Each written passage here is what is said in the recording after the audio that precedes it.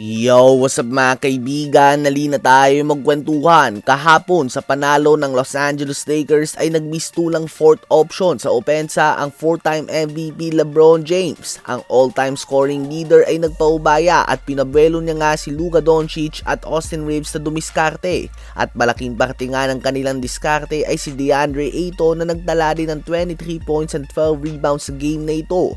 Habang si LeBron naman ay nagpakita nga ng all-around game na 18 points, 7 rebounds, and 7 assists. Tila ba nagpaka-role player nga siya, pinapakita niya nga ang kanyang versatility sa opensa.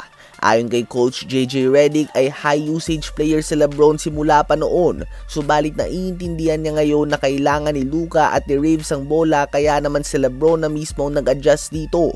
Gusto nga daw nitong gawin ang lahat ng kanyang makakaya para manalo palagi ang Lakers at nagpapakita nga daw ito kung gaano talaga ka-team first player si LeBron at kung gaano nito kagusto na manalo. Habang si Austin Reeves naman ay bilib nga daw sa kakayahan ni LeBron na mag-adapt at alamin kung anong kailangan ng isang team para manalo.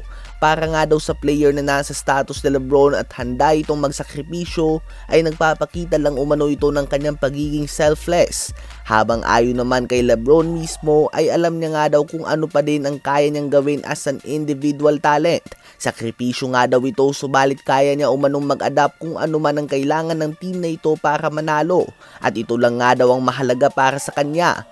So ayun nga po mga kaibigan, kung ang all-time scoring leader nga ay handang maging fourth option sa kanyang team para lang manalo, ano nga bang rason ng iba para hindi gumawa ng sakripisyo sa kanilang team? Ano ba ang masasabi nyo sa sakripisyo na LeBron para makabelo si Luka Doncic at Austin Reeves? Clutch bucket naman mula kay Kevin Durant ang nagsilbing dagger sa panalo ng Houston Rockets laban sa New Orleans Pelicans sa score na 107-105.